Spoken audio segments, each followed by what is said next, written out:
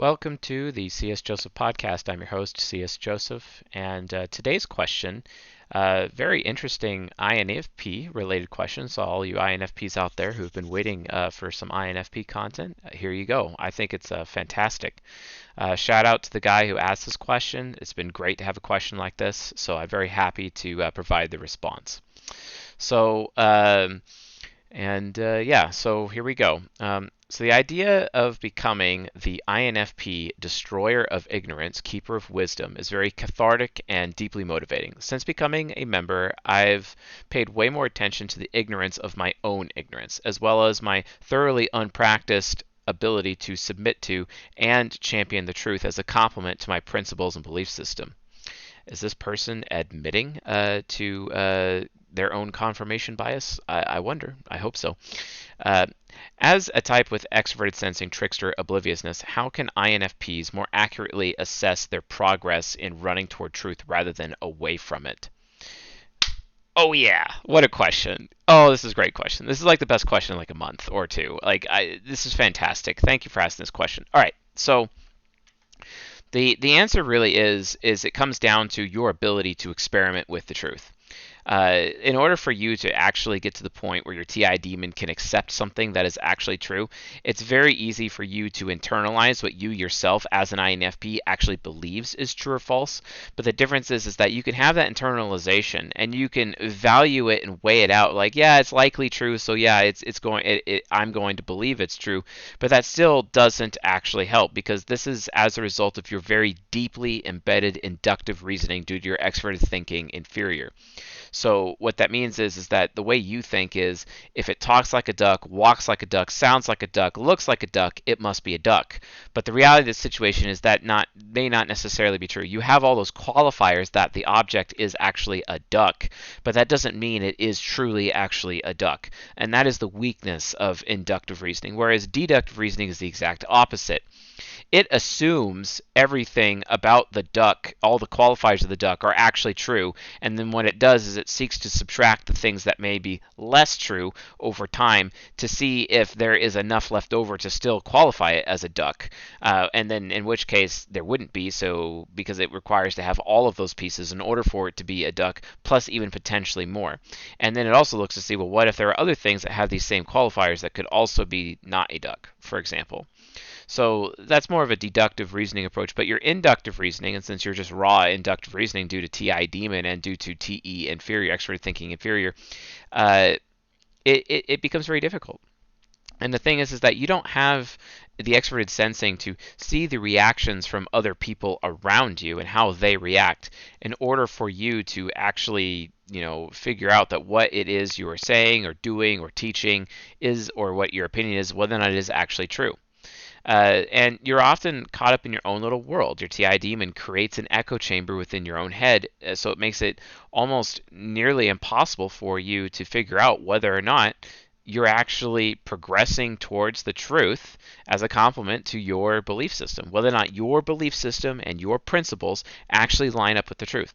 And the answer to that question, really, if I was an ESTP, the answer is practicality. And practicality actually comes from extroverted sensing. Because, for example, if I was an ENFP and I was like mentoring you with my INFJ subconscious, and you would be like my apprentice, etc., which is very typical of what ENT or ESTPs do with INFPs, basically. What ends up happening is that the ESTP would be like, look, it's nice that you know all those things. It's nice that you believe that's the truth. But unless I actually see you back it up with your own life experience, with your own experimentalization, and you experimenting with this thing that you believe is true, etc., and unless you yourself have personal life experience to back it up, I'm not going to believe you. And this is where ESTPs have that perspective, I'll believe it when I see it. But the people out there that benefit the most from I'll believe it as I see it literally is for INFPs. It's because of their extroverted sensing trickster. And if you can't practically practice, or have a practical application of what you believe is true, and you're not willing to get off your ass and get out of your comfort zone to actually test out those principles in the public or in real life or with other people, and if you're too afraid to do that, then but then it's as if you didn't actually, you may as well be living a lie anyway. And that's the point. The ESTP is trying to teach you, like, it doesn't matter what your principles are, it doesn't matter what your belief system is, it doesn't matter what you think or believe is true, because the reality of the situation is, unless you're willing to actually go out there into the field and field test your principles, field test your belief system, field test your truth, even though I hate the term your truth in quotes, because your truth is actually just a bold-faced lie. There is a such thing as absolute truth. And don't believe me? Well, if you're going to tell me that something was not true, I'd ask you if that was a true statement. And you say, well, yes, that is a true statement, which means that would like cancel it out, which means the remainder after being canceled out means that truth is left over. Therefore, logically speaking, there is a such thing as absolute truth. Because otherwise, if you were to say no, you'd agree with me, and then we'd still be back at the original, which would mean absolute truth. So regardless, you can't get around that. Absolute truth does exist. Now, as to whether or not absolute truth is knowable by a human being, that's the actual true debate. It's just like people trying to tell me, like an atheist telling me, well, God doesn't exist. And I'm like, actually, God does exist. I mean, intelligent design has to be true. It absolutely, just look at psychology. It has to be true. The real debate is which intelligence made us or designed us. That's the real debate. It's not about whether or not an intelligence did or not. So just whatever, folks. A little bit of existentialism added to this particular episode. I don't care. So, but the thing is that like the ESTP is the one who is actually assessing your principles, your belief system as an INFP. You can't really self-assess. You have TI demon. Okay, this is no different than the same experience anyone would have if they took the UCHA test at www.udja.app. If you guys haven't taken the test, go check it out. That's a new interactive C.S. Joseph test. We're going to be releasing it soon to the public, and it'll be replacing the test we have at csjoseph.life. But the point is that like if anyone wants to take these little personality tests, it's not good enough. Oftentimes, it's not good enough for they themselves to self-assess, because they really don't know themselves like other people. And you have to rely on the extroverted, not the introverted, in order to come to the truth. So, and the ESTP in this particular example represents the extroverted, because they're like, look, unless I see that you have life experience to back up whether or not your principles and belief system is actually true, whether or not you've actually gone out there and field tested and experimented your principles and your belief system to see if they line up with what you believe is true. And if you're not even willing to do that, you're too lazy, and you may as well be living a lie. Because the reality of the situation is the ESTP knows that any and every truth or fact has to be testable in some capacity. This is why the scientific method exists. Even though the scientific method is actually a terrible system to process information, because if you have the wrong input, you're obviously going to get the wrong output. And quality of input is the biggest problem with the scientific method. The scientific method is literally just a regular TI process that can be followed. The problem is it doesn't mean that it will always produce truth, because if you provide the scientific method with the wrong input, and most of the time, at least 80% of the time in my opinion, because hashtag Pareto principle, the output is going to be wrong. And you have people out there saying, well, the scientific method said so. And I'm like, yeah, but you provided the scientific method corrupt data to begin with, so which is done the vast majority 4 out of 5 times anyway. So what the hell are you talking about? And it's so funny to me when even INFPs like to purport or support that notion with me, and I just laugh at them. And it's like, no, you ignorant. So yeah, like, how can you accurately assess your progress? Well, it requires a third party. The other thing is that you can assess your progress, but the thing is you have to do it with third parties. You have to be willing to share your belief system with other people. You have to be willing to share. You have to be willing to go the extra mile with people as a result. And if you're not willing to do that, then you're really in a quandary, because that's the only way you're going to be able to prove it, by showing and sharing with others and then testing it. You have to experiment.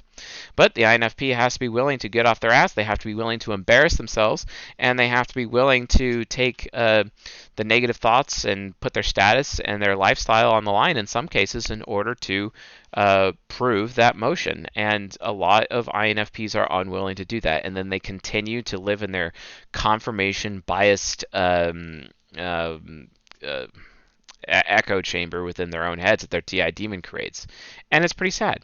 And oftentimes people just really can't get over that. They really just don't get it. They can't handle it. INFPs just end up being the worst. And like I said, the ESTP says it's like, great. It's nice that you have that principle. It's nice that you have the belief system. It's nice that you believe that's true. Where's the life experience? Where's the experimentation? Where's you getting off your ass to prove it? Like, are you sharing with other people? How are they reacting to it? Are they testing it out with you? See, this is like how I approach the type grid. A lot of people are telling me, well, cite your sources for everything you know, C.S. Joseph, which I do at csjoseph.life/reading. And if you actually download the companion guide, you could see my bibliography there. It's funny, actually. There's like a letter that about me that Dr. Linda Behrens wrote about me years ago to a guy who didn't like me on the CSJ Discord, whatever, and talking about, is C.S. Joseph violating Linda Barron's copyright? And I just have to laugh at that because no one bothers to even look at the bibliography. No one bothers to look at my citation in the actual published work that I put out there. That's just absolutely ridiculous to me. No one understands that. So, and if you do want to see my bibliography, go to csjoseph.life/reading, and you can see all of the books there that I utilize to arrive to my conclusions. And then also download the companion guide. csjoseph.life, scroll down a little bit, click the Get Companion Guide button, throw in your email. It will be emailed to you, and then download it. There it is. And then go to like the final page in that little ebook, and then at the end it has the bibliography with all of the sources cited. Great. And there you go. And it's got Dr. Linda Behrens right there. I think I even have an acknowledgement section where I thank her in there. So whatever, you believe what you want, but the reality of the situation is I hold her in very high esteem. So, and just like Dario Nardi and Dr. John Beebe, so it doesn't matter. But yeah, that's really all you got to do to test your to accurately assess your progress in running towards the truth instead of away from it. It literally comes down to field testing what you know, and then figuring out whether or not your principles and belief system actually line up with reality. And if you're having a hard time seeing reality, do your best to maybe do it with somebody else. It's one of the reasons why INFPs are affiliative. They are interdependent, trying to be a team. So get a research team going and then go out there and find out what you believe, whether or not it's actually true. It's not hard. You just have to test it. Get out of your safe comfort zone and be willing to put your status and your reputation on the line, and you will find the truth. That is, after all, everything your TI demon is trying to teach you to begin with. Don't believe me? Go watch How to Master Your TI Demon in the Members area. csjoseph.life/members. Grab a Journeyman membership and go watch the How to Master Your Demon series. It will definitely answer those questions. So, all right, folks, sounds good. Thanks for watching, and I'll see you guys tonight.